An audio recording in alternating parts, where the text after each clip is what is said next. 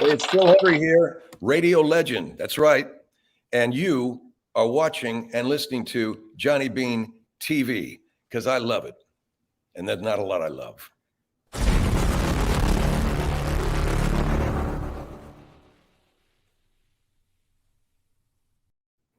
So that was nice and antisocial.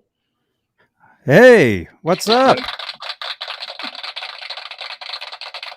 What? Now that's a box of walnuts, right? That's not really anybody applauding. You're just shaking a box of walnuts or something. Yeah. There we go. Right, I had another window open, so it was like echo, kind of like, yes, dude. There's not a technical problem yet that I haven't encountered. So especially doing what I do, man. I've got echo, I've got phone echo, I've got a new one now, man. When I do a character voice on the phone, I hear the character voice over the phone, but I also hear it on mic. So what am I doing? Am I not dropping the mic enough? Is it bleeding through? I don't know, but that's only within the last month I'm getting that. So it's like feedback. It's not even feedback, man. It's like I'm doing a character voice on the phone, and yes. So my mic pot I've got all the way down. I think only I can hear the character voice on my phone. I can also hear it on the mic.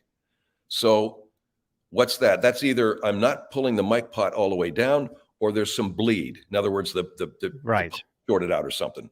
Yeah. And when you're doing something really stylized, or when you're doing really stylized production and stuff, every little tiny thing that goes wrong sounds like just doo-doo, so yeah. And when you're running your own studio, as you do and as I do, you're like, it's like the old days of race car drivers. The car would break down, the driver would get out and get under the car and fix it and get back in and keep racing. Right? That's kind of what we do now. We're doing the show and stop this. Yeah, and you can never predict. Something will always go wrong. Yeah. So you just have to be ready. You just have to be ready all the time. Exactly. Yeah. All the time. But hey, everybody, Johnny Bean here. This is Johnny Bean TV. Phil Hendrie is here. and this is very big, man. This is very big because I drop your name here and there on my shows. Thanks, Johnny. But I mean, the reason I even started doing this stuff was because of you. And because you're listening to my radio show, or because I was doing it on? Because I would listen to your radio show, and then I would watch your backstage pass. I would watch the video feeds of sitting there, pulling your hair out, going crazy. Yeah. My pre-shows. And it was great. It was great stuff. I got more people tell me that, man. They'll go, the best part of your feed is the pre-show where you're not on the show. You're just ripping, you're screaming at some kind of problem, and people are going, that's the greatest part, man. I love it. Yeah. Watching your angst, Yeah. Well, Johnny, I remember you I know you listened to my show, and when social media first came on, it was MySpace. That's where you and I first had contact on bloody MySpace, man. Remember how long ago that was? Yeah. I think MySpace lasted about 2 years, and then Facebook came along and just blew it right away. Just like, MySpace didn't exist. Yeah. Tom and MySpace just went. That was the end. Yeah, there it is. MySpace. Yeah. Yeah. Well, at some point it'll come back, and it'll be amazing, but probably not. But hey, everybody, let's what I normally do here. It's Friday. It's August 19th, 2022. It's 8:08 p.m. Eastern, 5:08 Pacific. Out here, we're in California, Santa Cruz. That's the setting sun coming in from my western window on my face. Doesn't look too bad, does it? Looks good. There's nothing you can do about my face, but the damn sun, Looks good. Yeah, cool. Yeah. Looks good, man.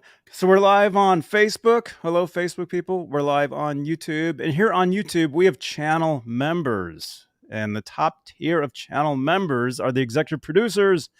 And they are Stephen Franklin, Michael Smith, Music Therapy Laz, Majestic PB and J Cat, Mike Neese, False Flag, Sherman Callahan, Thomas Santiago, John Moronic, R. Habs, Michael B., David Allen Wright, and Warlag.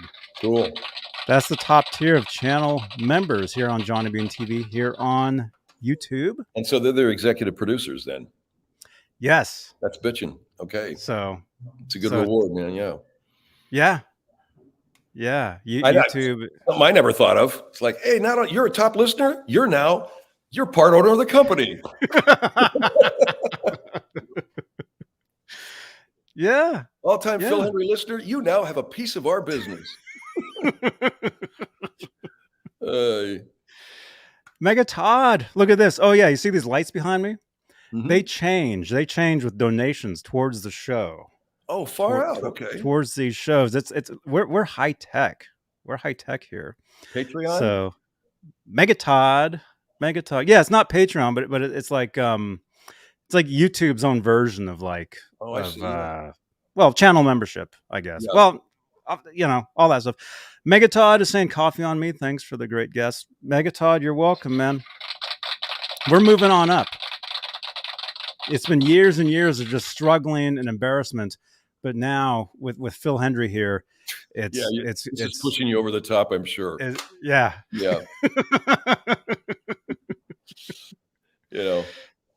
Hey, I'm happy to be here.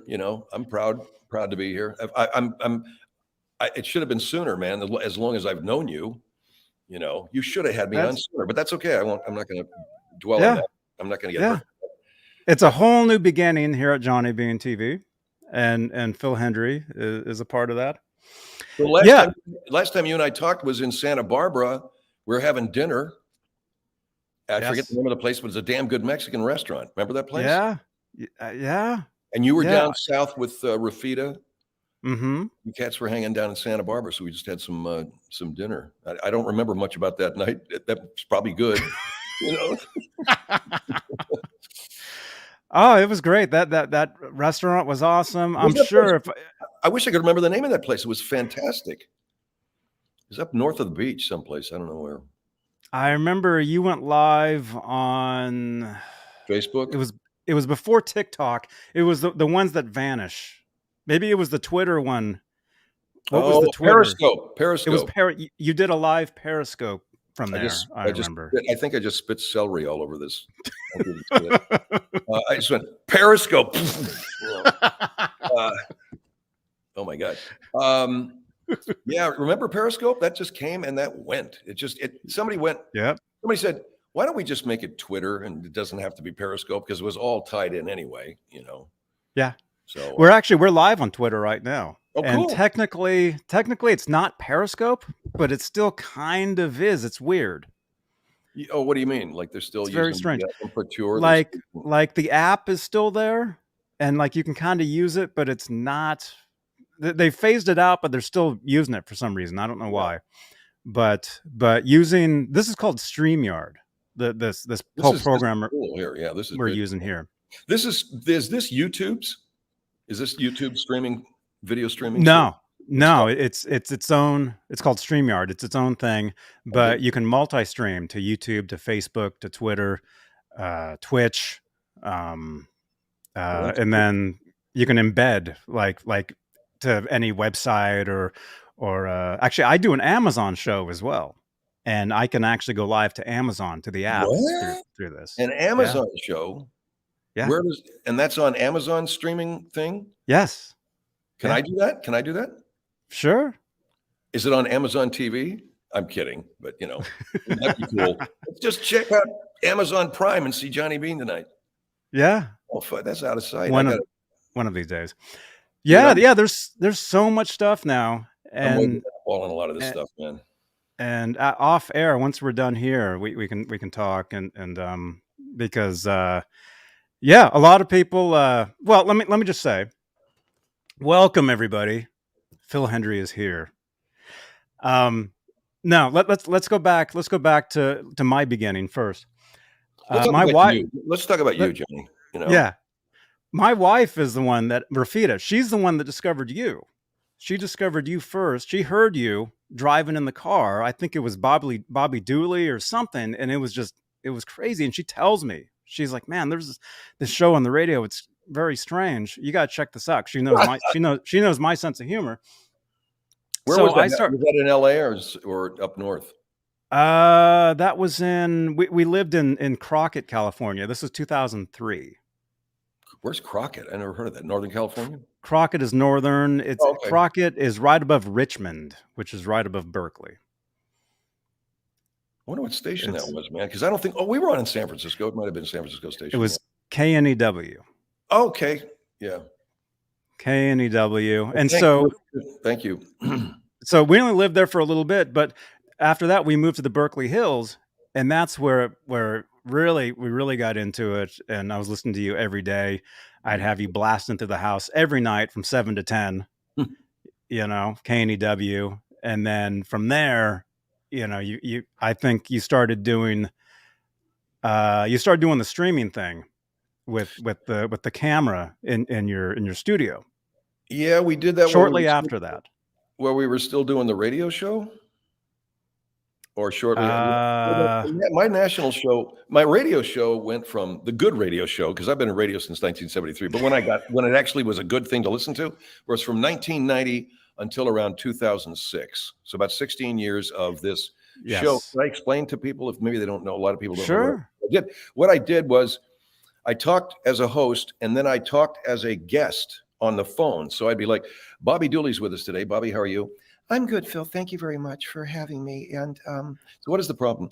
A lot of people are keeping their Christmas lights up too long, especially a lot of forgive me, but a lot of our Jewish residents, the blue lights are not making it. Well, let's take some phone calls now. And real people would call thinking that she was a real woman. And they would be like, who's this woman that you have on? I'm Jewish. I'll keep those blue lights. You have to understand, sir, that the holiday season is mostly for Christians. Okay. She'd do that. And she would go, And these people that called, we screened very carefully to make sure that they were people who really thought that these were real characters. I did about 40 different characters, and real people called. And but one of the things, I lost you, Johnny. Are you still there? Yeah, I'm still here. Okay. Well, no, I'd rather look at me. But anyway, I'm just joking. You're not on. That's a good thing, Johnny. No, I'm kidding, man. And it was fun. It was novel. It took a lot of work, and people listened. The time spent listening, which is a huge statistic in radio, was enormous. We had a long TSL, which advertisers love that. But you did do a lot of setup. Okay, so the comedy didn't really get rolling until the first phone calls started coming in from unsuspecting people. And so, these were things that you had to work with. And but basically, it was a satire of talk radio. And I never really liked talk radio. I still don't. And the reason is that I never was really very intelligent sounding to me. So that's what we did. We would create these. One of the bits we did. Well, Johnny, what's a favorite bit of yours? And I'll try and recreate it. Probably the number one bit that I just it was called Surprise. It was Eric Hester. Where he, and actually I know him now, the actual dude. Like I actually know Eric Hester, there was a real one. It was called Surprise, where what was the? I think it was something like, your dead child is brought back. A really tasteless, something like that. Surprise. It was like a camera. You would like bring the parents in, and like your kid's dead, but then surprise, no, they're not. Kidding. Surprise, they're not. Yeah, that was it. Yeah. And of course we'd try to make the premise as realistic as possible. That's the whole point of this. So how would a guy really trying to sell a show like that, how would he sound? What is the Phil, this is a show that at first blush probably doesn't sound all that tasteful, but let me tell you something. This is something that reinforces the family bond.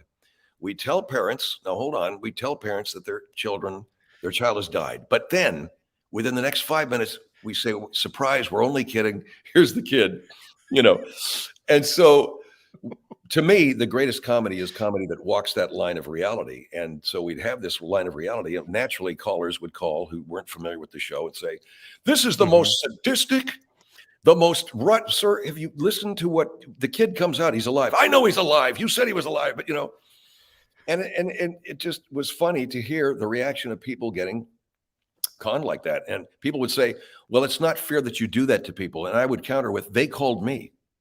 It ain't like Candid Camera, man. In other words, we weren't throwing a banana peel out on the sidewalk waiting for somebody to slip on it. We were saying, here's a banana peel. You want to walk on top of it or not? And we're basically inviting people to call us, which was unique weren't jerky boys. We weren't making out calls. We weren't candid camera. We aren't standing there getting unsuspecting people. We got people to call us. So that's why I thought the show was unique in that way. And, you know, but it was a lot of work, bro.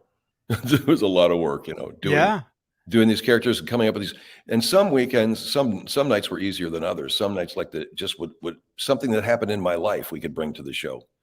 You know, like I don't know, man. A lot of stuff that my stepkids would do. We bring that to the show. In fact, I had a character. Yes, It's Justin McElroy, and he talked like this, you know.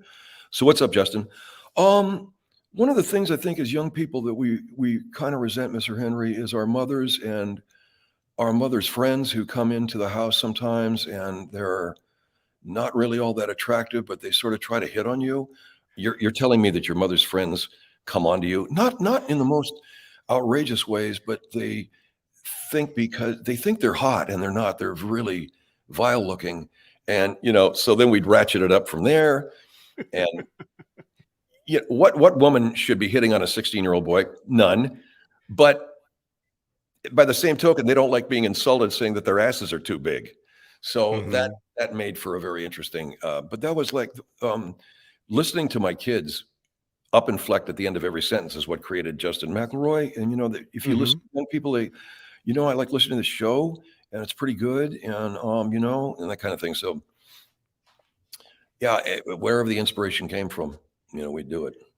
Yeah.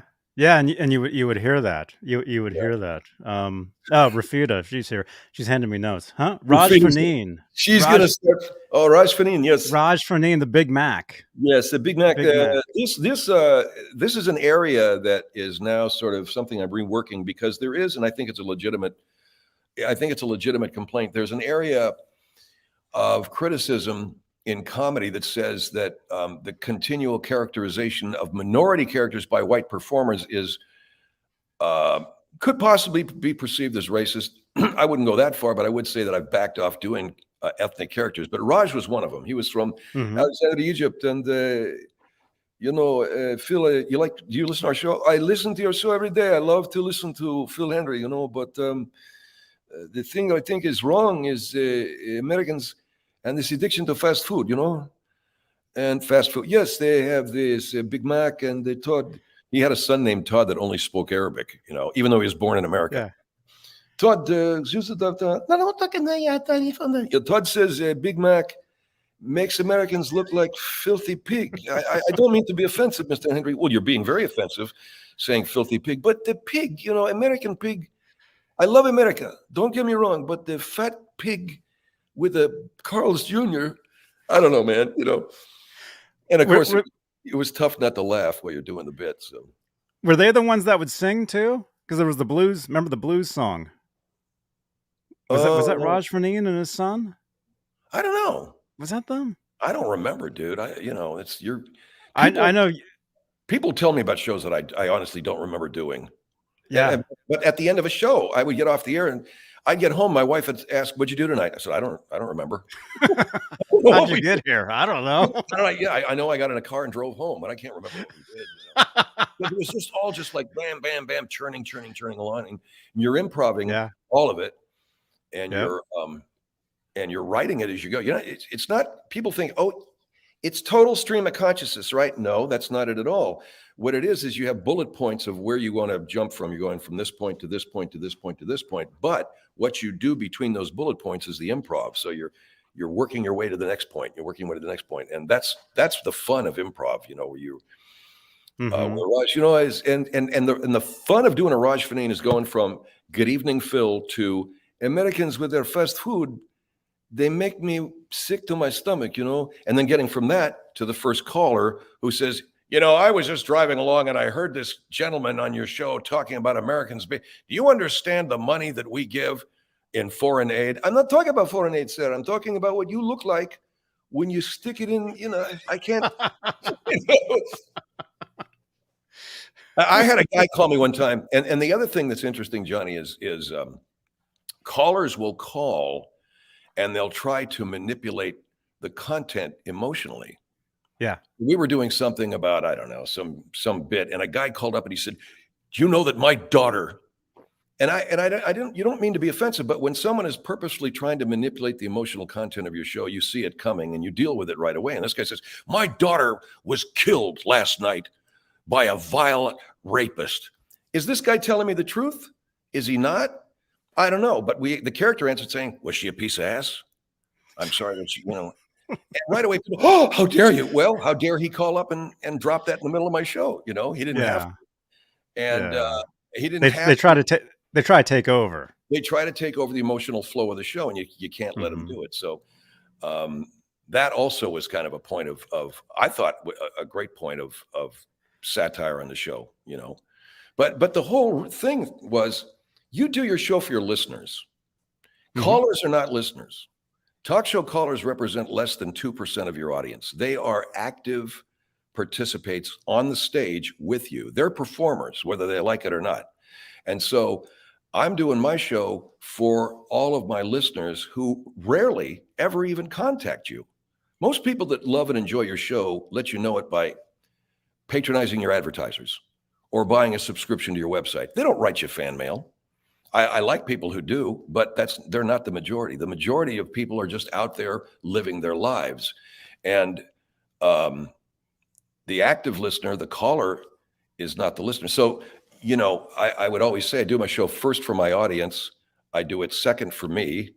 I do it third for my employers, and then way, way down the list, man, are the talk show callers, because that's how it's got to be.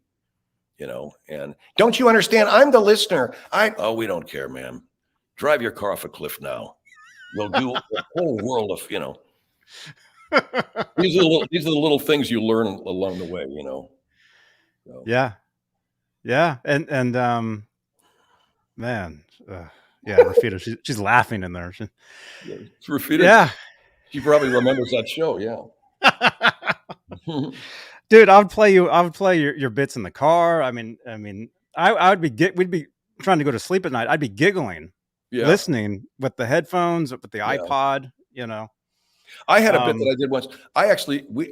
They replayed it one night and I stayed and I listened to it in the car. It was Ted Bell, who's a restaurant owner of ours, and he's like a sponsor. Ted Bell's with us. Ted, how are you? Phil, I'm doing great. Thank you so much for 5 years of sponsoring the Phil Hendrie Show. Ted's of Beverly Hills, great steakhouse. And we want to thank you, Ted, for donating your Laker seats for 2 disadvantaged children. I did. And I wanted to tell your audience that at Ted's of Beverly Hills, we love the disadvantaged children. We try to do everything we can for them. I have to pull back on these tickets, though. Why is that? I didn't know that these were kids that had cancer. And there's nothing, God bless those children, but they're bald, okay? And I can't have that. My seats are right next to Nicholson's. You understand? What about it? I got 2 bald kids eating bologna out of the package. I can't have it, Phil. And okay. To me, that was one of the funniest bits we ever did, Because people go, you know what, kids with cancer sitting here, I can't do it, lady. Because what we're doing is we're basically satirizing Ted's entitled viewpoint, And a lot of these people donate to charity because they want to have their own asses inflated and look good, and they want to use that as a promotional thing. So when you tell them, thank you for donating your seats to cancer kids who, yes, have had chemotherapy and they have no hair. What? They have no hair. And they're going to be in my seats. Yeah. Do you understand? You know what a Jumbotron is, don't you? Yeah. That goes out all over the world, man. And you've got bald kids in my seats? Oh. Yeah, and people hear this and they're like, what the heck? Did you say people are hairless? No. They do, and they say, who is this asshole Ted Bell? And that's exactly the effect that we want to have. Yeah, who is he? Yeah. And how dare he? Ted Bell. So and you probably don't even remember this, but you did a bit when you were doing the radio show back in the day, where you actually you used my name and you're like Johnny Bean. He plays guitar at the Teds of Walnut Creek. You said there was a Walnut Creek location, and then I was playing guitar down there. I hope you still have that clip, dude. Yeah. Yeah. I would clip all that stuff. Because you guys watching this, Phil, he would drop my name like all the time. Well, years ago. Ted Bell at one point did expand to Walnut Creek. I think we had a Ted's of Beverly Hills in Honolulu, which was my favorite, And then there was a Ted's of Beverly Hills in Miami, and there was a Ted's of Beverly Hills in D.C., but Ted pulled out after the D.C. sniper thing. It's like he didn't want to. It was messed up. No, I can't play. I don't play that. Okay, I'm not going to get shot at while I'm trying to. They're not going to shoot at you, Ted. Oh, okay. Well, why don't you go ahead and open the place up? Yeah. Yeah, Ted's in Miami. We even had shirts. But I'm glad that I'm glad you got Ted's. Now, Walnut Creek has an Improv, doesn't it? Improv. Maybe they did. Yeah, because I know I went out to Walnut Creek one night with my friends Don and Pam, and we saw Nora Dunn. I'm pretty sure it was a comedy. It was an Improv. When was this? This was back at around 2000 or 99, something like that.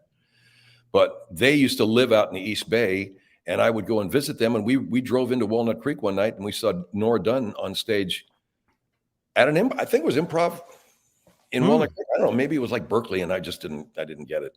Could have been Berkeley, or it could have been a friend of mine actually works at an Improv place. What town is that? Like in Hayward or somewhere in the East Bay, right? East Bay. I know there's one out there. Yeah. So that's how that came into my little whirlwind of thinking. That hey, there's a Ted's of Beverly Hills in Walnut Creek, yeah, and Johnny Bean holding forth every Friday night, 8 until whenever, playing that nice strummy Joe Pass stuff, man. Ding ding ding ding ding. Yep. Stuff you can eat steak to. Yeah, man. So who are your favorite guitar players? Let me guess. Oh, I know, Eddie Van Halen. No, anyway. Who else besides Eddie Van Halen? Andy Summers. Andy Summers. That's right. From the Police. That's right. Man. Andy Taylor from Duran Duran. Actually. Just so many. I heard a Police, what is it called, man? Cover band. I heard them, speaking of Berkeley, I heard them in Berkeley one night. Man, these cats were great. They sounded exactly like the Police, especially the lead singer, sounded like Sting. I know him, man. Yeah, his name is Brooks Lundy. The band was called Stung. Are they still? Well, now that was a long time ago when I saw those guys. They must not be together anymore. They might. Well, they've been together for like 20-something years. They were great. They were at a club in Berkeley, just down from the campus or whatever that street is, and they were really good. But the reason why I bring that up is I remember that band and their drummer sound. The guy that I love in the Police was their drummer, Copeland. Yeah, that guy was really inventive. And these dudes, that guy, whoever they had on drums in that band, sounded better than Copeland did. I'm kidding. Yeah. Oh man. I almost called him by his father's name, Stuart, and I almost called him Miles, and I had to stop myself. Miles is his dad and his brother, right? Miles is his brother. Who was the Miles father? Copeland. The CIA. Right. I'm not sure what the dad's name was, but it was the brother had IRS records.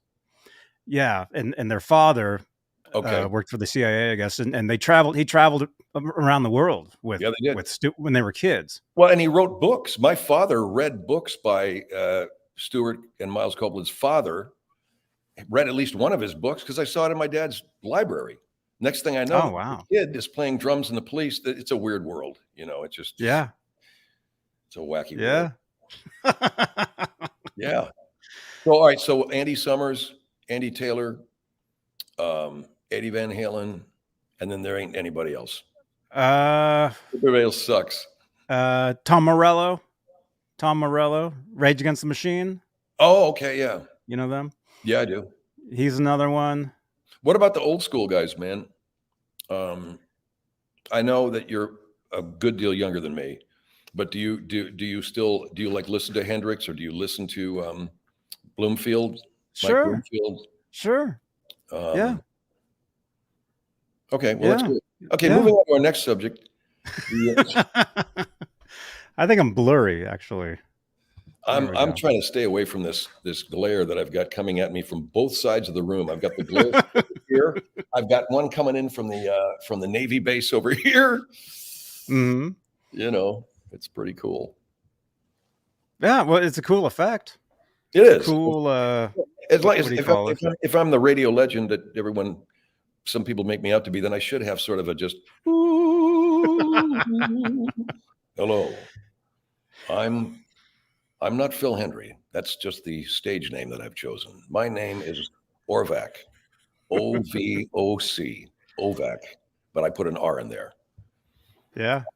I'm nothing special, but I do glow at night. Stuff like that. Huh? I'm getting more notes. Art Bell? Huh? Something about Art Bell. Oh, Art Bell. Well, Art Bell. Yes, we did the Art Bell thing. That's the one area of our show, and I'm very happy that people request Art Bell, because Art Bell has nothing to do with fooling phone callers. It has nothing to do with doing a character voice to make callers. It's a standalone bit. And the reason why people like it is, number one, I can do an Art Bell impression. God rest his soul. And Art was a great guy. I met Art at a couple of R&R conventions. I met him at Marina Del Rey.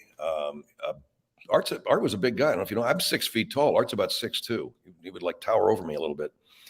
Wow. And this is Art Bell. This is the CBC, you know, and all of those, that cadence. Art Bell had a kind of a David Brinkley cadence. It was, and tonight we're going to talk about the Y2K chili maker that can take your bowel movement and turn it into edible chili right after this. You know, it's just weird, you know, weird stuff like that.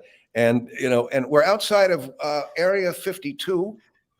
And General Johnson Jamison is with General. Yes, Art, we're here at Area 52, and this is where it all happens. Exactly. Now, last year, as you recall, General Jamison and I awoke, both of us, with wine on our breath and our pants down around our ankles.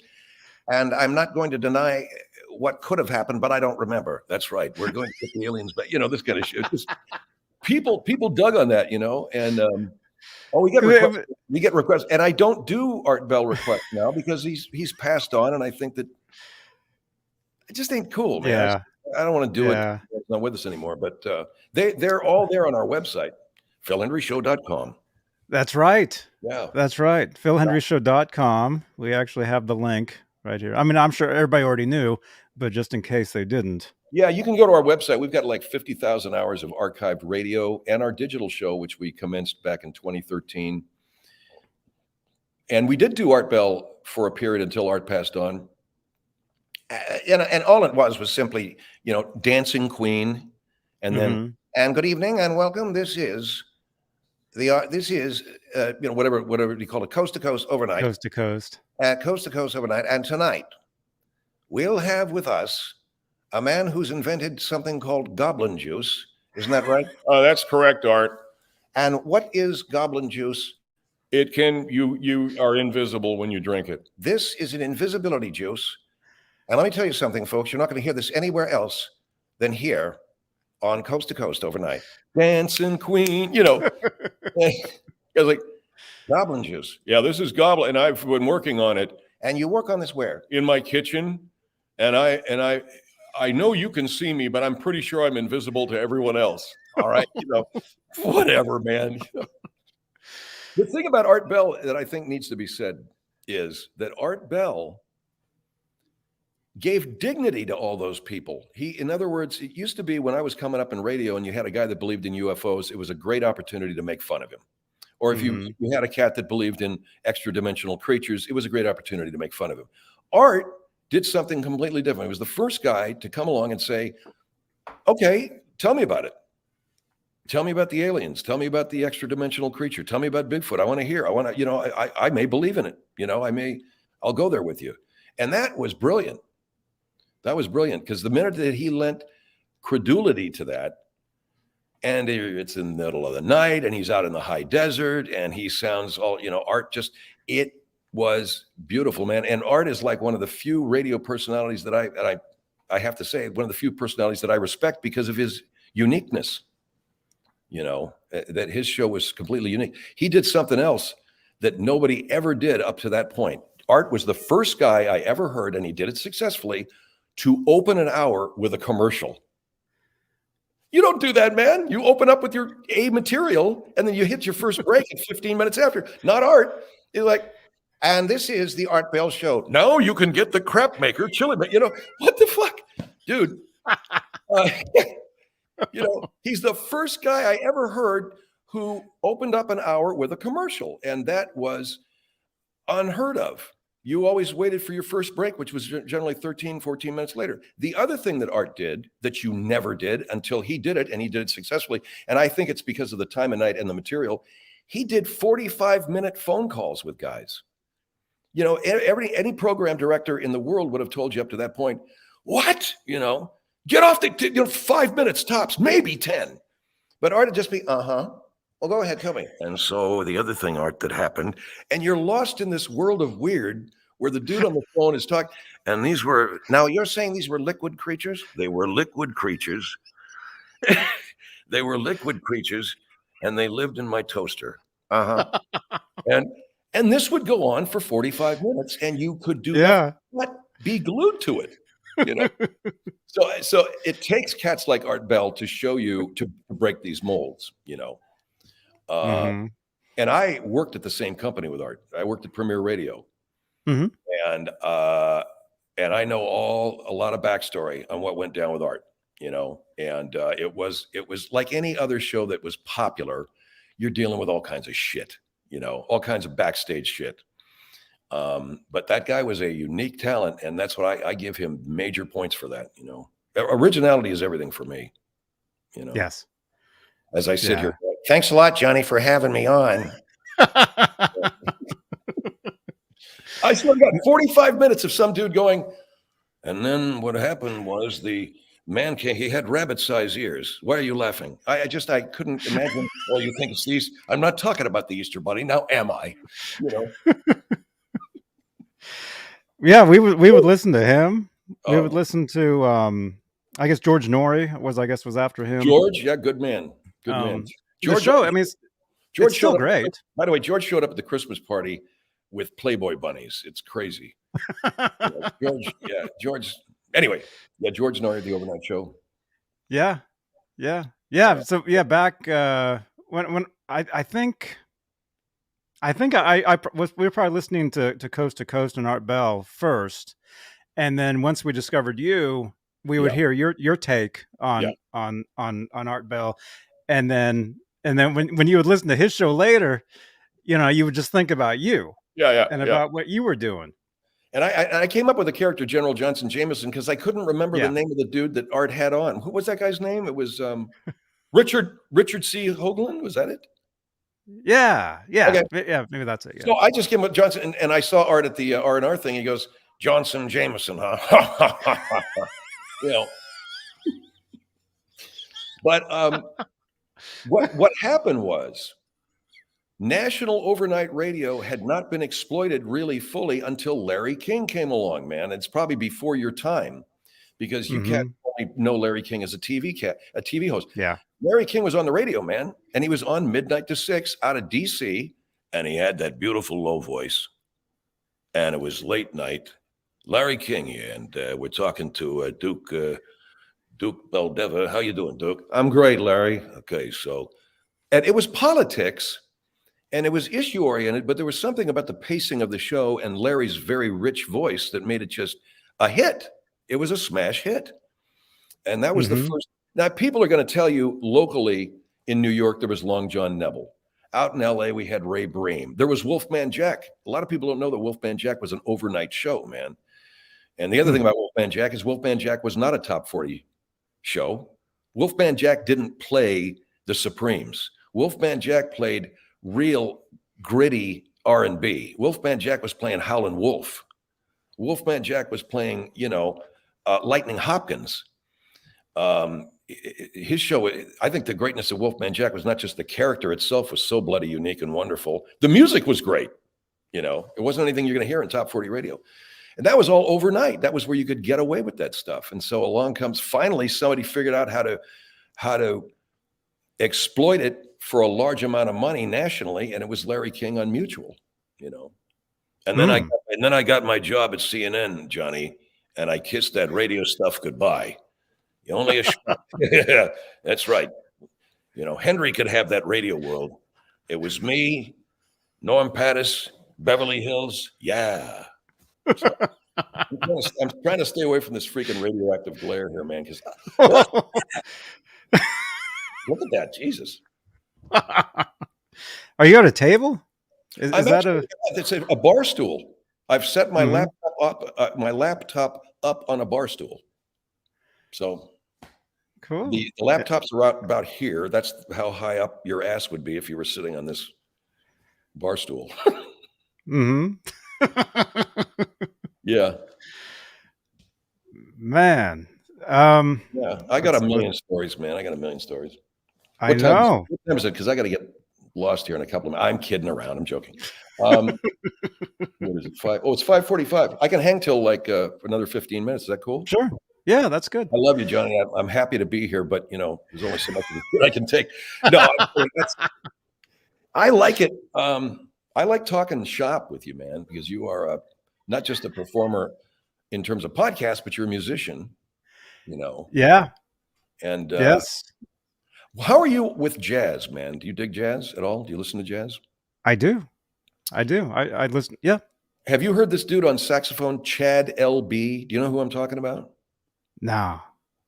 This guy is great. He is great. I just saw him. He's current? Yes. Current he's probably younger than you. He is current. He plays tenor sax. No, not tenor. He plays a soprano. He plays a tenor sax. Yeah. Soprano sax is the Kenny G sax, right? I don't know. You know, Kenny G has that sax that looks like a clarinet. Yeah. I think that's like real small. That's like a tenor sax, if I'm not mistaken. But this guy is great. Great sound, great tone. He's got a great little quartet with him. And the reason why I ask you, man, is I posted something on my Facebook page, Return to Forever with Chick Corea, Stanley Clark on bass, and a guy named Bill Summers on electric guitar. The first time I ever heard an electric guitar in a jazz band was, and I mean electric as in rock electric guitar being used as a jazz instrument, was a guy named Larry Coryell. Do you know that name? You should get to know the name Larry Coryell. He's a legend in jazz, and he was the first guy to bring like fuzz tone and all that stuff to jazz guitar. And he does it in the middle of Memphis Underground, which is a long Herbie band track. Larry Coryell. Check him out. Sounds familiar. Sounds familiar. What are you doing? You're sending me a note? No. Phil, shut up. Phil, Rufita says it's not working. Be quiet. Yeah. No, actually, I've got my own stickers now. But, out of sight. But yeah, no, I use it to unblur because you got the sun going down and different lights. It's jacked up. We got to be more in control of our environment here. I have a nice, big, beautiful blank wall right here in front of me. Why I'm not using it, I don't know. It's a nice, big, beautiful, blank avocado green wall that I could be sitting in front of. But no, I got to just. Yeah, thanks, Johnny. It's great being here as the skin is being burned off the left side of my head. Thanks, Phil. You're welcome.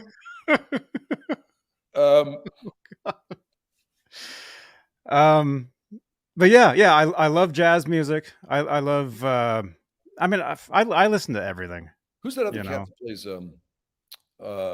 Is it John? Who does the Mahavishnu Orchestra? John McLaughlin. John McLaughlin. Do you listen to him at all? These are all jazz players who brought the electric guitar, and I don't mean electric. Charlie Christian played an electric guitar when he played with Benny Goodman, and Wes Montgomery played an electric guitar. But I'm talking about a rock style, fuzz tone, wah-wah pedal, but applying it to the jazz sensibility, etc. And the guys like Larry Coryell and John McLaughlin and God damn it, now I can't think of any. Some people might even say Mike Bloomfield, people like that. But and you've never heard them? Right. God will not permit this to happen. I've heard them. I mean, I've never bought their albums, but Bill Summers, another great guitar player on that little clip. Jazz is nuts, though. isn't it? Jazz is like really, people think jazz is just a lot of improvisation. No, it ain't. It's a whole lot of structure happening there, isn't it? Yeah. A lot of it is actually written out, and then but they'll go and improvise. They'll do it improvise for 30 minutes in the middle of it. Yeah. A lot of it. And then back we go. Yeah. So what other notes is Rafita passing you? Wrap it up. Wrap it up. She's giving me like character names and stuff. Oh. Man. Yeah. For those of you just tuning in, Phil Hendrie here. He's got I dropped my glasses. It's all right. Oh. How many voices do you do? How many characters? I do up to 40 characters. I can start out, my favorite character to talk about is Margaret Gray, because this is a high chest voice. Mm-hmm. And this character is based on my mother, as is Bobby Dooley, who's a little bit more breathy, a lot more sociopathic. Margaret is emotional. Margaret will beat your ass.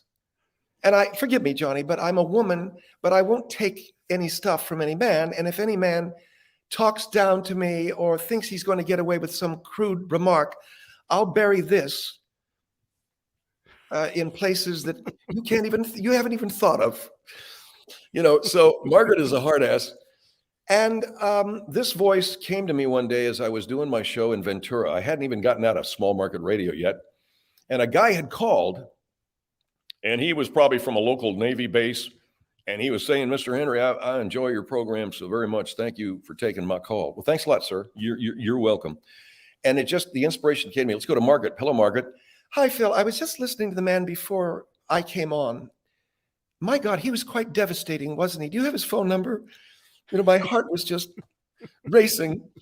And so Margaret was born that day, and it's called a high chest voice.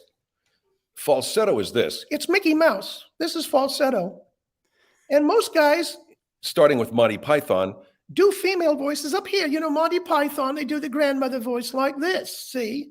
But to do a realistic female voice, you have to take your chest voice and cram it way up there without going into falsetto. So it has to be like, Johnny, I think your show is wonderful. It really is a wonderful, wonderful show. And I think you can do better than Phil Hendrie as a guest. This is, what I'm trying to impart. And so Margaret was one. Another character I did was Steve Bosell. He came off of the Raj Faneen. Raj Faneen is this voice here, right? It's his back of the throat. And Raj Faneen gave birth to a character by the name of Steve Warnell, who talked like this. And this sounded a little too cartoony to me, so I took him up to here. And this guy became Steve Bosell, much more realistic, a construction contractor who has self-esteem issues. You could go a lot of places with a character. Then we had a guy, back when I could really do a high chest voice, we had a character by the name of R.C. Collins, and he was 16 years old, and he had only one testicle on account of cancer. But that doesn't mean I'm someone's bitch, okay? I'm nobody's punk. And another thing, me and Chris Sorensen are going to be sacrificing animals in the railroad tunnel out here in Chatsworth. Then you'll see, So this kid was based on every little punk. You probably encountered it too, Johnny. In your neighborhood, there was always the kid that was 8 or 9 that wanted to hang out with the older guys. What are you guys doing today? Oh, why don't you get lost? Yeah, why don't you get me lost? Okay. Wait till I tell my mom what you guys are doing, because I can see. Oh, you know what? You're such a punk. Try me. Go ahead, try me. These kids that could not take no for an answer. Yeah. Beat your ass if you don't get out of here. Okay, I'm waiting to see it, Hercules. So that was RC. But I used to be able to do a Rocky the Squirrel voice with him, way up there, man. Like, yeah, Mr. Hendrie, you'll see when my generation is able to run America, we won't have the adults to bother. We'll go into the desert and form our own. We'll go into the desert, Mr. Hendrie, and form our own cults and our own club. And the girls will give birth to our children, and they'll be our women. Just really unexpected shit like that. And then RC, and then you begin to branch out with characters like, this was really an early character of mine, Dr. Jim Sadler. And this came from a doctor by the name of Dr. Howard. My name is Dr. Howard Powell. Hello, are you Dr. Howard Powell or Powell? Dr. Howard Powell. Well, I can't tell, doctor. It sounds like I lost part of my tongue. He lost part of his tongue in a lion taming accident. He was French kissing a lion, and it didn't work out, man. And then we have a guy, I heard this voice on KFI radio in Los Angeles, the Baltimore accent. Now, I'd like to consider him to be a good friend, is Derek Waters. He's the executive director or executive producer on Drunk History. Derek comes from Baltimore. He's from Baltimore, man. And I talked to his mom not too long ago at a barbecue, and she has that Baltimore accent. You know the Baltimore accent I'm talking about? People from Baltimore call it Baltimore, for starters. They don't call it Baltimore. And so I heard this voice on a radio, and I said, I got to do that voice. And he became Jay Santos, Citizens Auxiliary Police, because the dude that I was listening to was real let me tell you something right now. We're not going to take this stuff from these politicians. This guy thought he was really laying it down, and he sounded like a complete ass, you know. This dude thought he was really laying this shit down. He's, I'll tell you something about these liberals. Yeah. And I'm like, dude, stop talking. Hang the phone up. Go. So we created Jay Santos of the Citizens Auxiliary Police, and we're out there saving lives, Mr. Henry. Well, you are, huh? What, like how? Like how? Like we go out. Look, if I see someone walking down the street, a young punk, and he's got like a skateboard under his arm, it's likely he's doing something bad. So you just hassle him, huh? We don't hassle him. We'll pull him over and say, what's going on? You know, they usually flip us off and we just keep going. And sometimes we'll see these teenage girls. They got the little bags that they got at the grocery at the shopping mall. What do you think they have in the bag? I don't know. Bathing suit, underwear, stuff that's inappropriate. I mean, the guy really pushed it, you know. And that's when we really got calls from pissed off parents, like, if you go through my daughter's shopping bag, buddy, you better run. Okay, sir. You know, we have to do a 3-step takedown on you. What's a 3-step takedown? You know? I was just listening to one. I've got like days and days of your shows on my iPod. Oh, great. Because back in the day, after your show, it would download the next day, like onto your computer. And I was listening to one, and it was Jay Santos, and it was something about office parties and oh yeah, how the women are going to be dancing, they're going to be getting drunk and dancing, and Jay Santos is going to be stopping the parties, and people are calling in saying you know you're not going to be walking into my party. Yeah. Yeah. I remember all of that shit. We had another character named Art Griego, and Art Griego was based on a character I did in Miami named Steve Nichols, who was our program director. Bless his heart. Steve was a great sport. We used to just, lampoon him.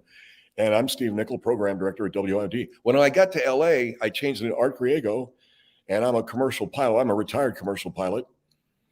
And I vector out of, he used a lot of bullshit like terms. I vector out of Santa Monica. What does that mean? I vector out of Santa Monica, Phil. And the thing that, when did you start flying? I started flying about 20 years ago, and commercially as well as the thing of it is we really don't know what makes an airplane fly. That's what makes it fun. What are you talking about, man? What am I talking about? I'll say it again if you want. I don't stutter, man. We don't know how we know how to make it go fast and it goes in the air. We know that. We don't know what's keeping it up.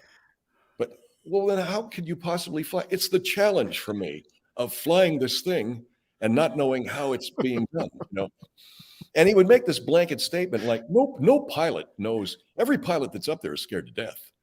You didn't know that? No, I didn't know that. I thought that a lot of guys enjoy flying. There's no pilot that enjoys flying. Some pilots like the challenge, but every pilot that flies is scared to death. And so obviously that's a trigger. And the reason why I brought that up is there are callers and there are audience members that are surefire. It's a surefire mine, a gold mine. Mm-hmm. The immigration issue always got phone callers. Pilots, man, they jump all over those phone calls when you're talking about flying. Man, they know their stuff. What they're talking about flying, bam, they're on the phone. Parents and children. So we knew where these sort of organic, visceral places were. and we would hit them.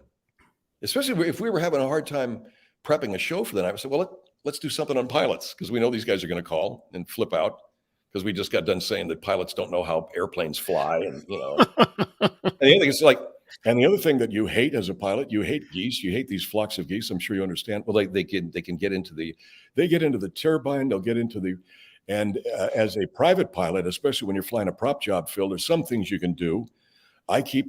Believe it or not, I keep a cricket bat, and this dude's like, he's keeping a cricket bat. What for?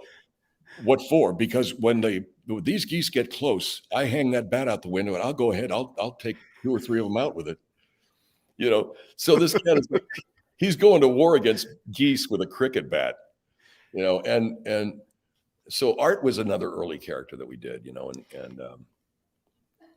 God, I just I can't. If I keep thinking, I'll think of a bunch of them. Yeah.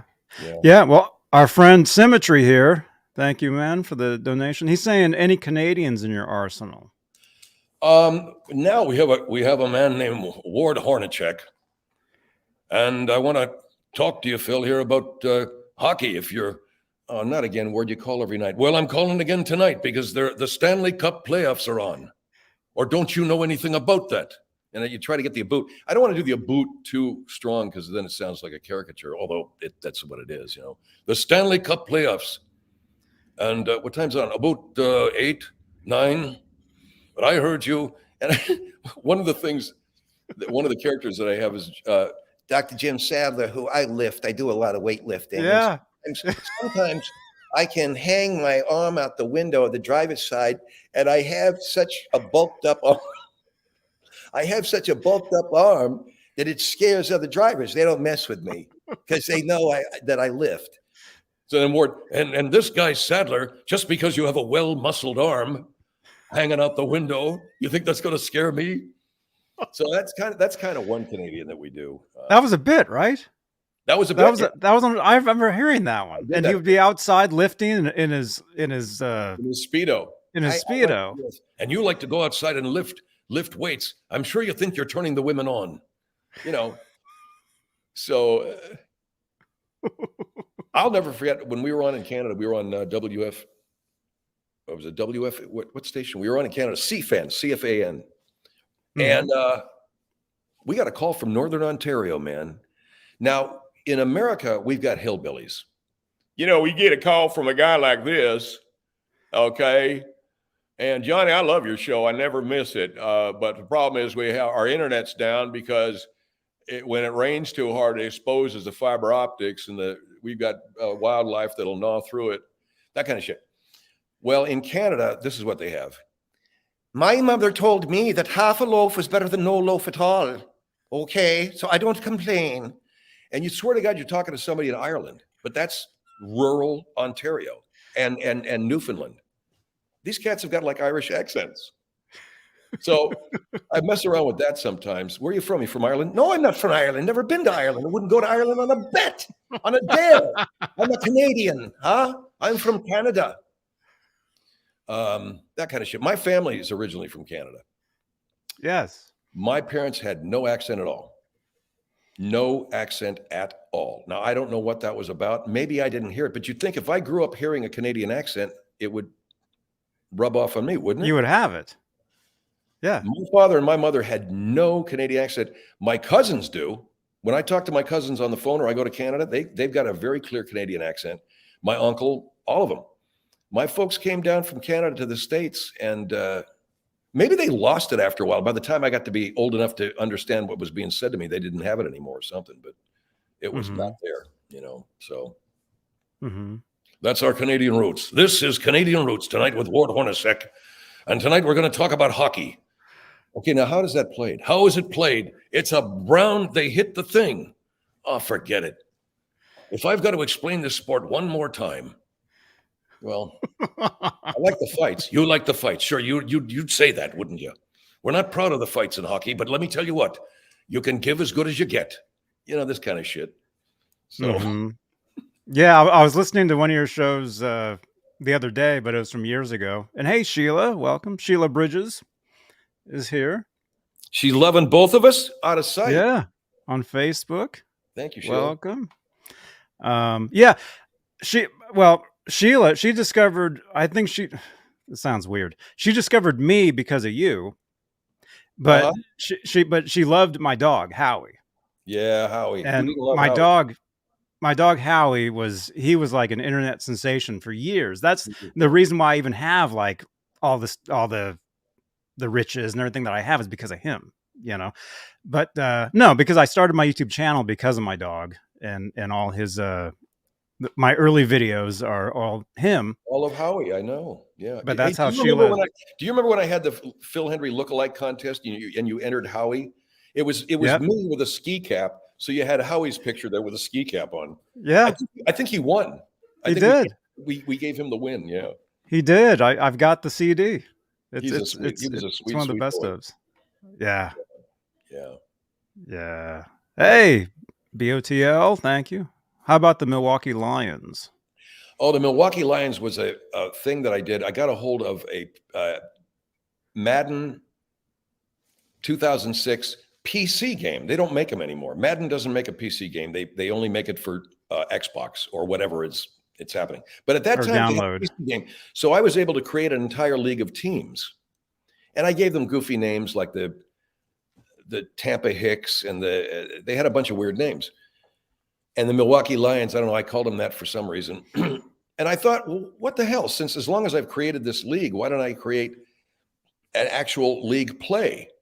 And I will be the play-by-play guy of one of the teams. So like you're following this league through the eyes and the ears of the way you would any sport, the local team's color, commentary. So basically, I came up with this guy as sort of a Chicago son, a guy named Jack I. Gagder. And another guy is Brett Morrison. Brett, how you doing? I'm real good. You know, he sounded like a kind of a low-key dumbass former quarterback guy. And there was a kid in the booth named Touch Gerber. He was the son of the owner, Edna Gerber, and he was constantly bugging them, and they'd throw him out of the booth. What'd I tell you, Touch, about bothering me? Yeah, well, you can't do anything because my mom owns the yeah. Okay, just throw him out again. There goes Touch. Yeah, right on the 50-yard line. You know, in the middle of all this stuff, we actually played a real game. I set it on coach mode, and we put up offenses and defenses for like, I think 10 teams. And we did like 2 seasons worth of games, including the Bud Dickman Bowl, which was the championship. It was a bitch of a thing, man. It was a lot of fun, but it was too much work, dude. To do one game, it was like 5 hours of editing and and you would do this on the air? No, I didn't do it live. I did it. I would tape it all because people would say to me, "Why don't you go to Twitch with this, man?" I'd say, "I don't know how." There's stuff I'm doing that I don't think I could do on Twitch. For instance, I had to stop and I would do instant replay. Well, you have to stop the game to do instant replay, you know. And sometimes I didn't make out the name or the number of the player, so I'd have to stop and back it up and shit like that. I probably could have done it on Twitch, but I think Twitch is mostly for active players, isn't it? It's not for people sitting in coach mode going, and welcome after today, folks, to the Hillbilly Football Conference. Today, it's a game between I don't know what the teams were that we had. The New York Pets, not the Mets, not the Jets, the Pets. The Pets. And yeah, I don't know. And stupid names like that, you know, the Portland Logs, because they were in the Pacific Northwest. So, that was a lot of fun, but it was too much work. So, yeah. There's still time to get into Twitch, though, man. Twitch is awesome. So what's the story? You know, okay, so but that's for people that are actually actively playing the game, right? Well, I mean, people think of Twitch as being like mostly a gamer play. I mean, I'll admit, I play GTA over there every night, Grand Theft Auto. Okay, you know, so I'm over there doing crazy stuff. Are you doing commentary along with it, man? Are you playing and going, "Hi, it's John"? Okay. I'm actually sitting here in front of a green screen. I'm on the screen and I'm actually talking with friends that are actually in the chat here tonight. No. And we actually talk while we play the game and we play as teams and and it's cool. But yeah, there's all kinds of other content you can do over there besides playing the game. I mean, you can probably actually figure it out and do that stuff over there. Now, the reason why I'm looking at this clock is I have a girlfriend back east, and we hang out together because Jackie's moving to California, but she's moving her house. And And the only time we have is in the evening. We do FaceTime and we watch a movie together and get drunk together. And that makes for an interesting time. Just, oh yeah, you think I'm an asshole, huh? God damn it, I can't. It's. But I told her I'd call her at 9 her time. It's like Cool. after that. Yeah. I could do it I could do it right now. She'll get pissed. She'll be really pissed at me. I won't put her on screen, man, unless here's a text message from AT&T. Don't miss out. Download the free AT. Get out of here. Okay. Let me see what you probably, can you hear this? Yeah. Okay.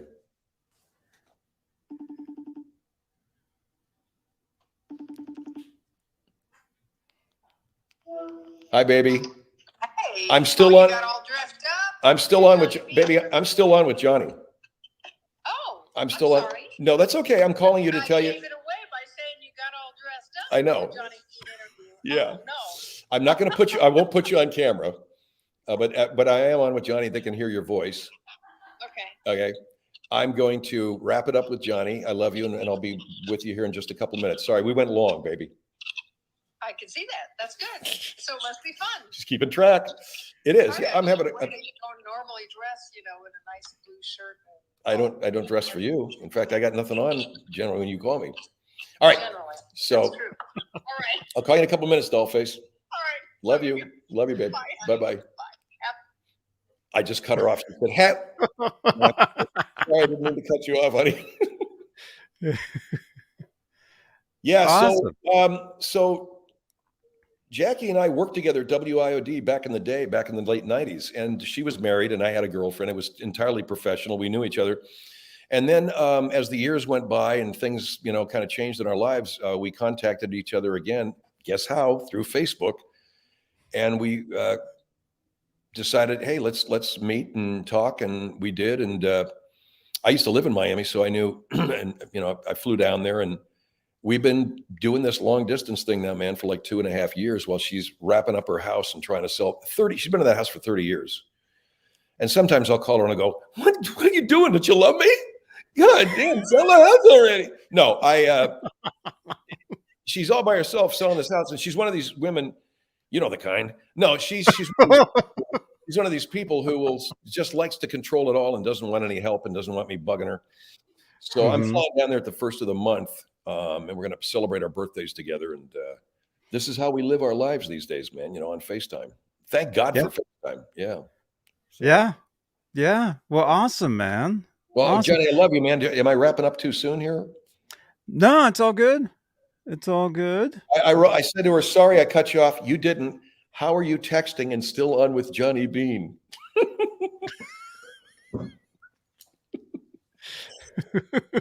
People are watching. I'll say, people are watching me text.